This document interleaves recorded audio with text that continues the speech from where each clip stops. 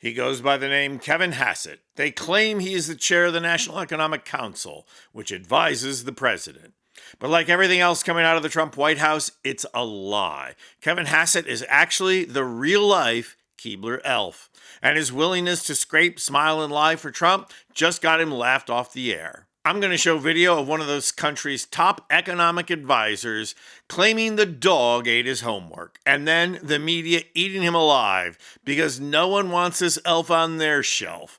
So hit that subscribe button so we can continue to bring you the kind of media analysis that exposes this fraudulent administration and their lies. Because these last couple of days, the entire administration is out there trying to make truth out of the unhinged lies the president spewed out in a national address. Things are so bad that even Fox News is calling out the spin. Watch this, but remember, what's coming after it is even funnier. Because some of them were just mathematically impossible. You cut something by 100%, the cost goes down to zero. If you cut it by 4, 5, or 600%, the drug companies are actually paying you to take their product. So it raises the question, how much of last night's speech was hyperbole and how much was fact? No, what he's saying is you bring it, if a drug was $100 and you bring the drug down to $13, right?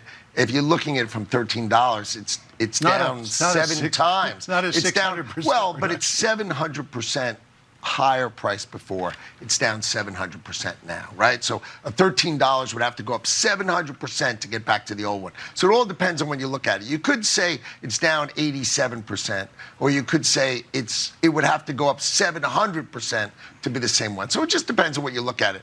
Yeah, it's a funny thing when you're talking about math. It fundamentally does not depend on the way you look at it. Math is math. And Trump said a decrease of 600%. Period. Full stop. He's mentally unfit, and he just makes up numbers out of thin air. And most significantly, the defense of what Trump said is also hypothetical. You'll notice this Trump lackey didn't say, hey, under our administration, we cut the price of insulin from $100 to $13. And he can't say anything like that because the last thing on earth this administration has done is stand up to Big Pharma. Just the opposite. And he's not alone. The Keebler elf had to go out there and create spin for Trump's lies too. Watch.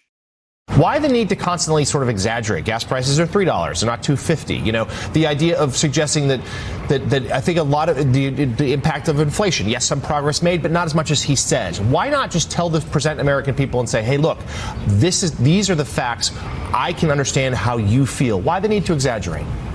You know, I'd have to go back and look at the specific language, but I hate coming back with questions for you guys, but the president, in order to make sure that everybody understood the facts and the facts were documented, spent a lot of time with our team, preparing slides that showed the data for what he was talking about in the speech.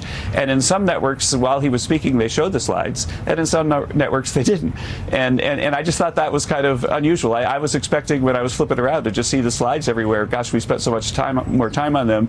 But I think that the president had documentation for the facts that he was saying. They were in the slides.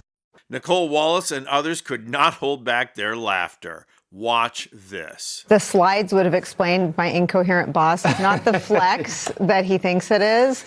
And in 6 years, nobody ever ran the fact sheet for any speech that any politician I ever worked for ever gave. What? He lies, but you got to read the fact sheet? I'm not sure what the nation was missing last night was a PowerPoint.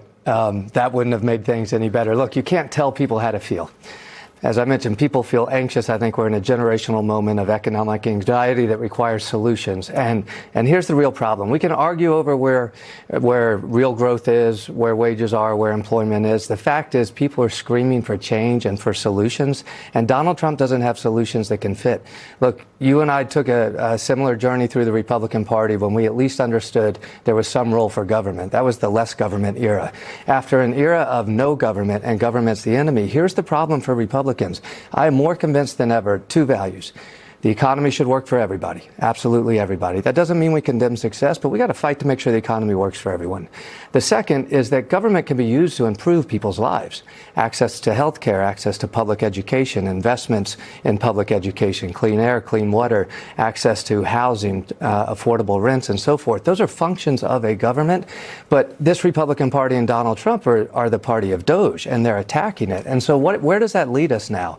Look, I'm looking way past Washington on this healthcare crisis right now. I don't trust Washington is going to work it out. And even if they do, simply extending the subsidies is not going to allow healthcare for millions of Floridians. Now, it's true that laughter is the best medicine, but what Wallace and then David Jolly point to is no laughing matter.